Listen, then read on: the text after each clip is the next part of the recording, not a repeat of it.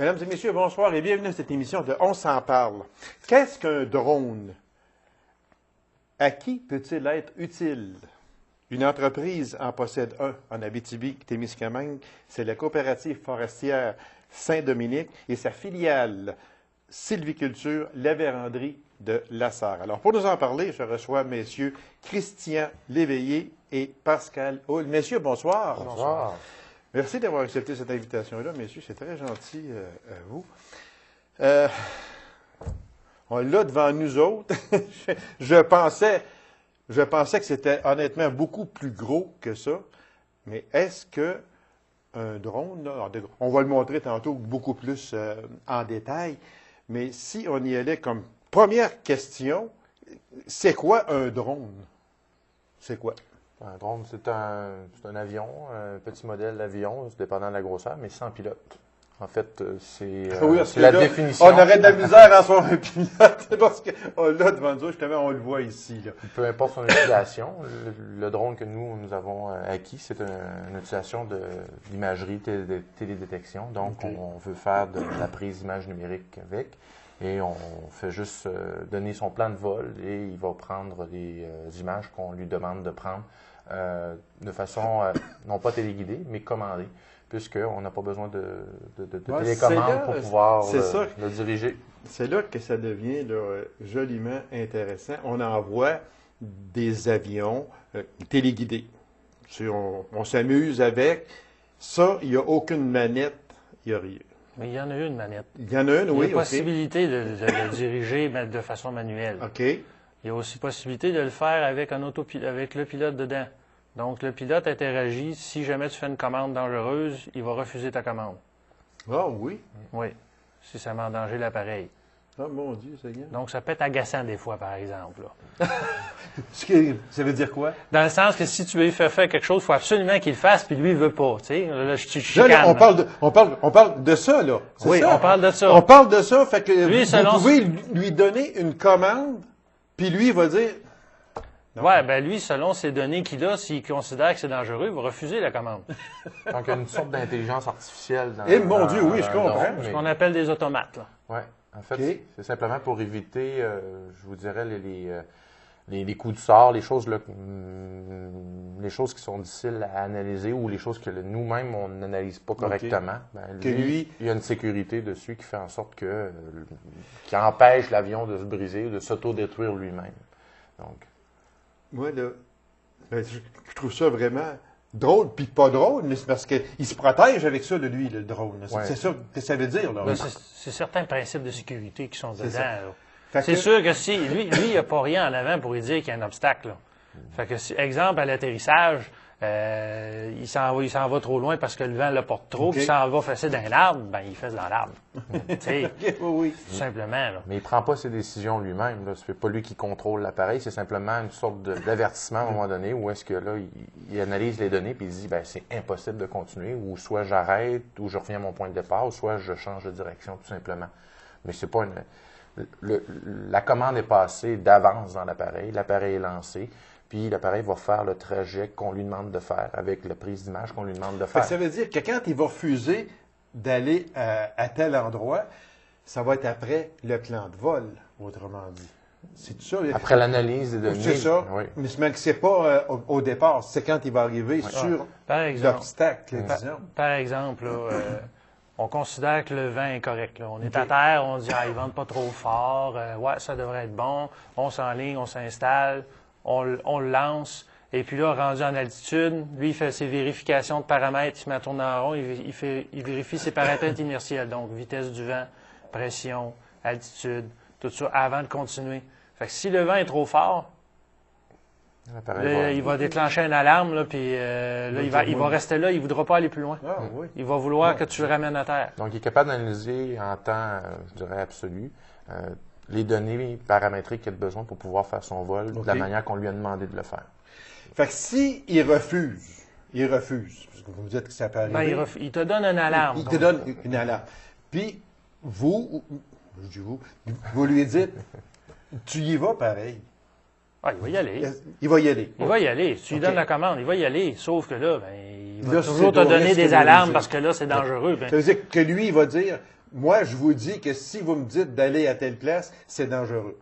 Je peux tomber, je vais avoir des copains, peu importe, je peux frapper quelque chose, mais il va y aller si vous, je sais pas, vous pesez sur le piton, on dit, vas-y pareil. Oh, si on lui donne la commande, il va y aller pareil.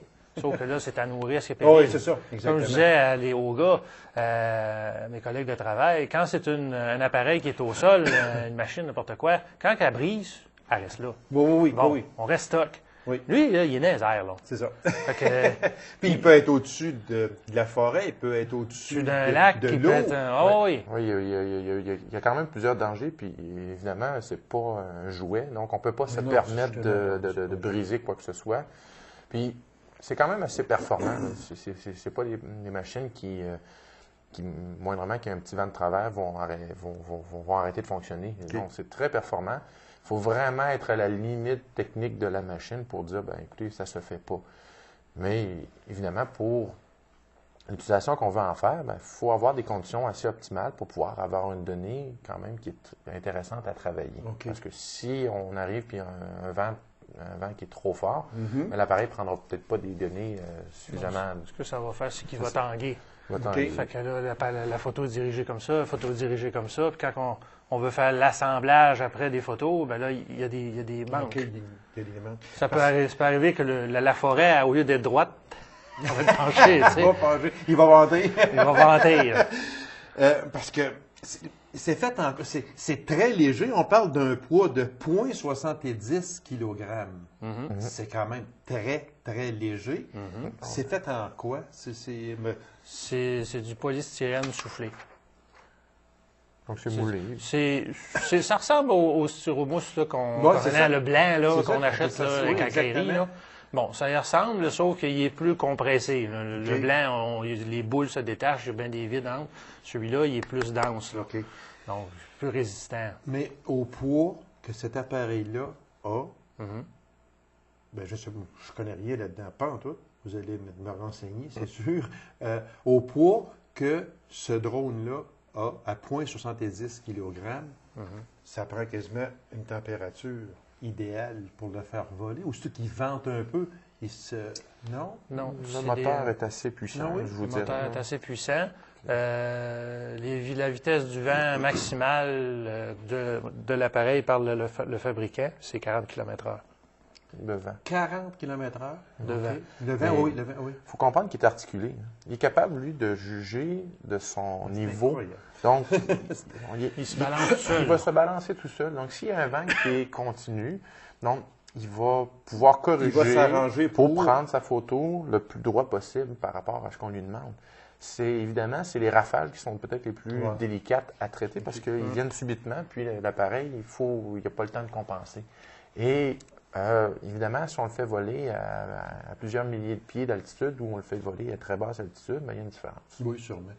Fait que, si vous me permettez, on va demander au caméraman de venir avec un gros plan. Moi, là, j'aimerais, j'ose pas trop y toucher, je ne Ouais. veux pas le briser. Mais je Ben, vais vous le laisser. Pas de là. chaud au volant, par OK, exemple. c'est là. bon. Fait Par que- le devant ici, pas de trouble. là. Je vais vous le laisser, le manipuler. On va le montrer à la caméra. Là dessus, c'est quoi? Là, on voit le genre d'antenne, on Ouais, voit les hélices. Alors, j'aimerais ça, pour le le- bénéfice des gens, on va le montrer, M. Hull. Bon, oui, vous ne voyez pas. Là, vous pouvez regarder là, au moniteur. Je vais vous permettre de regarder au moniteur. Je suis là pour bien placer. Là. Steven va aller chercher un gros plan, là, probablement. Là, c'est ça qu'il va aller faire. là. OK, demain. Bon. Et puis peut-être nous expliquer ce qu'il y a dessus. C'est quoi exactement? Ça, c'est l'antenne de communication OK. qu'on sait en temps réel où est-ce qu'il se situe. On le voit. OK. L'antenne ici. Là. OK. Bon, OK. ça, c'est pour la communication en temps réel. OK. Et puis, il sert aussi, je crois, de balise GPS. OK. Ensuite de ça, l'autre ici, ça, il y a plusieurs Celui-là fonctions. ici, là. Ouais, OK. ça, celui-là ici, OK. c'est un senseur qui a plusieurs fonctions. C'est le système inertiel. Donc, lui, il a la pression, La température. la vitesse du vent, température. Donc, c'est plusieurs choses. Il y a des petits trous dedans là, pour le vent. OK. Et il sert aussi de témoin lumineux pour dire quand l'appareil a un problème, une défectuosité, s'il est prêt à démarrer, s'il est en fonction de capter ses Les données ces qu'il va aller données au chercher. départ. là. OK, Quand OK. on le branche, là, OK. La première chose qu'il fait, lui, c'est capter ses GPS, capter c'est ses procédures de démarrage. Là. Donc là, il flash une couleur. Ensuite, quand il est prêt, il passe au vert. S'il y a un problème, il est au rouge, etc. Il communique. Il communique.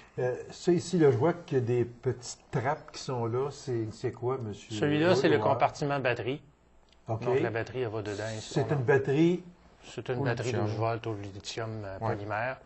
OK. Donc, c'est conventionnel. C'est pas un moteur à essence ou à essence qui fait fonctionner Oui. c'est une petite batterie électrique qui fait fonctionner tout l'appareil. Ici, on a l'appareil photo qui va là-dedans. Donc, c'est tous des petits Oh, compartiments, mon Dieu. L'appareil photo va dans ça. tout simplement.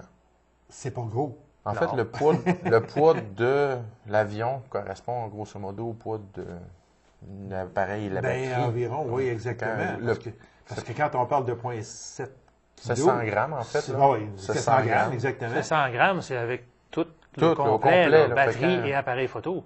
Ça veut dire que si vous comparez le poids de la batterie et de l'appareil photo par rapport au reste de l'appareil, Il reste plus rien C'est ça. que l'appareil. Quasiment pour- C'est que- Puis, on va aller, je ne sais pas si on peut le faire, parce que moi, ce qui Toi, de m'intéresse lever le côté, énormément, là, c'est l'hélice aussi qu'on va aller chercher. Elle est ici en haut. OK. Comme ça. Juste demain. Comme ça. Ouais, OK. Alors, cette hélice-là, ça doit tourner incroyablement. Ça tourne incroyablement vite. Ça doit, en fait, c'est que ça déplace beaucoup d'air. Ça décoiffe, on dirait. Puis, est-ce qu'il y a, ici, là, on voit là, qu'il y a une séparation ici. Oui, ça, c'est le volant. Donc, C'est les ça, volants pour de permettre direction. de Comme contrôler. un vrai Ah. avion, Ouais. Oui. tout simplement. C'est les Les volets. c'est ça qui- c'est C'est les volets, en fait. Les volets après les ailes, c'est la même chose pour ça. C'est la même chose. Donc, Fait qu'il se dirige uniquement avec ça. en haut, en bas, virer à gauche, virer à droite, tout simplement. Il fait monter un par rapport à l'autre. On n'a pas de volet de queue, en fait, là, qui permet la Ouais, direction. exactement, une Donc, direction, il doit ok. doit le compenser avec ses volets sur les ailes.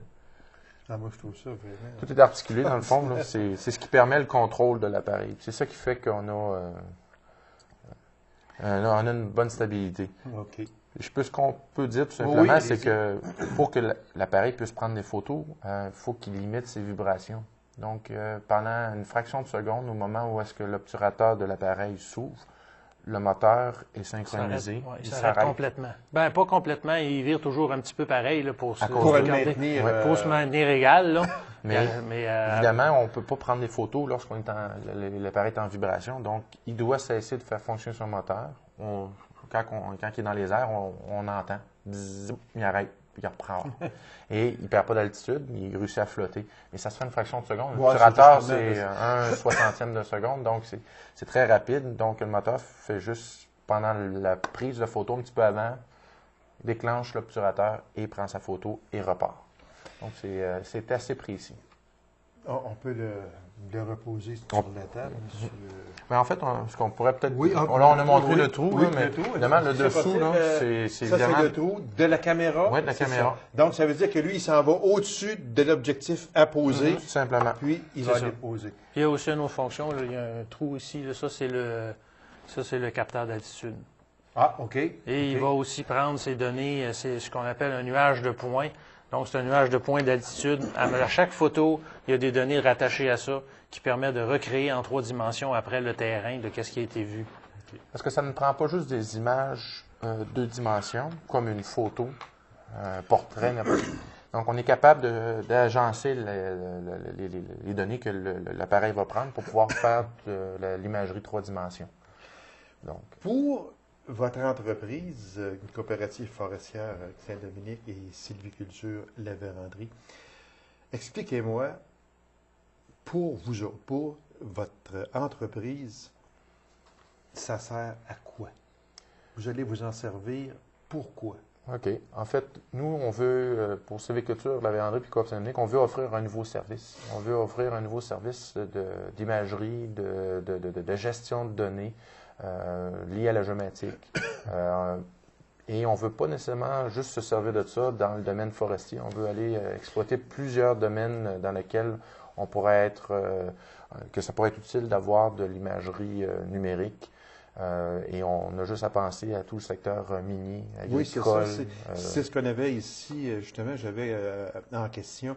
On parle du marché de la cartographie forestière, mais secteur minier, sécurité publique, on parle d'environnement, on parle d'agriculture, travaux de drainage. En fait, tout ça peut rentrer en ligne de compte. Du moment où est-ce qu'on est capable de modéliser en 3D une surface, on est capable de mesurer des quantités, des volumes, soit de pierre, soit de copeaux de bois, des empilements de bois. Ça peut être aussi la surface d'un terrain. La surface d'un terrain n'est pas toujours égale. Donc, des plans de drainage dans le domaine agricole, dans le domaine forestier, des choses qui sont très intéressantes qu'on est capable de faire. Détecter ça? On détecte. En fait, vous avez ce qu'on appelle, je sais pas, un simili-lidar, mais on va être capable d'aller faire un scan de la surface pour être capable de le modéliser en 3 dimensions, puis ensuite de déterminer, comme un plan de drainage ou tout simplement un volume qu'un objet occupe dans l'espace. Donc, ça devient intéressant. Un tas de copeaux, tout simplement.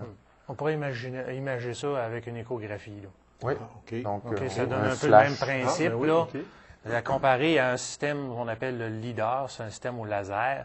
Donc, lui, le LIDAR, quand il envoie son faisceau de lumière, il va taper jusqu'à terre. Tout ce qui reflète là-dedans, c'est tout remonté à ce qu'on appelle des plusieurs retours, selon le temps que ça prend au signal pour revenir. Tandis que lui, c'est on pourrait dire, premier retour. C'est vraiment juste la surface. S'il y a une forêt, ça arrête là. Il ne va pas en sous-couvert. OK. Alors que le LIDAR, lui, va aller prendre jusqu'en sous-couvert à terre, là. Les petits buissons puis les petits arbustes, on les voit. Toutes, là, ouais. Et on parlait de... Les applications on fait juste commencer à effleurer ce qu'on est capable de faire avec Est-ce l'appareil. que ça fait pas longtemps que vous l'avez? Non, on a acquis l'appareil cet hiver OK. pour se familiariser avec l'appareil. On a déjà quelques sorties de fête là, pour pouvoir justement faire des tests. Il faut croire que ça a bien été. Il est revenu. Oui. Ben, en fait, Il y a un 777 qui n'est pas revenu encore. Ça fait quasiment 2 semaines, il n'est pas revenu.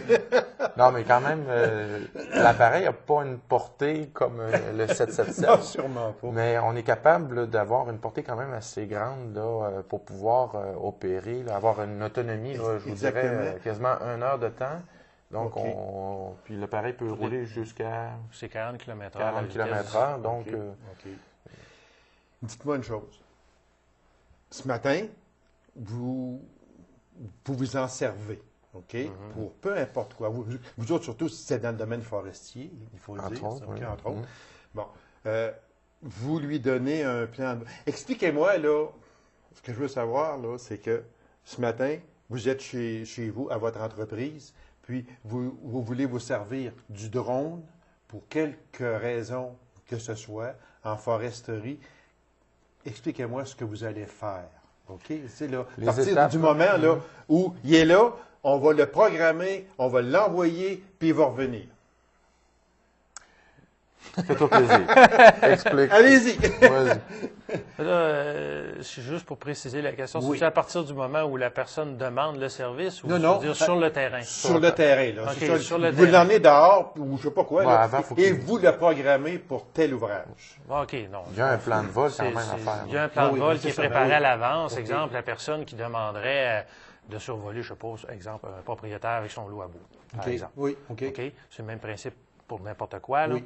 Bon, ce qu'on fait, c'est qu'on identifie c'est où. On fait un plan de vol pour dire, selon ce que le client veut avoir, on va préparer tout ça. Après ça, on se déplace, on s'en va sur le terrain. On met la machine à terre, on met toutes les choses, l'appareil photo, on branche la batterie. Et là, lui, pendant qu'il acquiert ses données, ses premières données pour se positionner, on charge le programme dans le système de contrôle. Et puis là, une fois que lui il est prêt, on y fait envoyer le programme. Il est prêt à démarrer, on le lance. Il faut dire qu'avant, le plan de vol, quand Pascal le prépare, il est capable de déterminer à l'endroit où est-ce que les photos vont être prises. Puis la couverture que chacune des photos va donner de manière modélisée sur le plan de vol.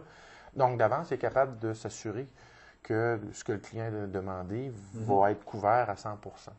Donc, quand il lance l'appareil, Pascal, il y a une petite tablette numérique qui permet de suivre l'appareil en temps réel, puis être certain que la couverture, elle est 100 % faite par rapport à ce qui a été Par établi. rapport à la demande. Évidemment, qui a été faite. un coup de vent peut faire prendre une photo d'un endroit où on n'a absolument pas besoin, puis donc il faut être capable de réajuster le tir. Et en temps réel, Pascal est capable de s'assurer de corriger ces imperfections-là, puis de reprendre les photos au besoin s'il y a lieu.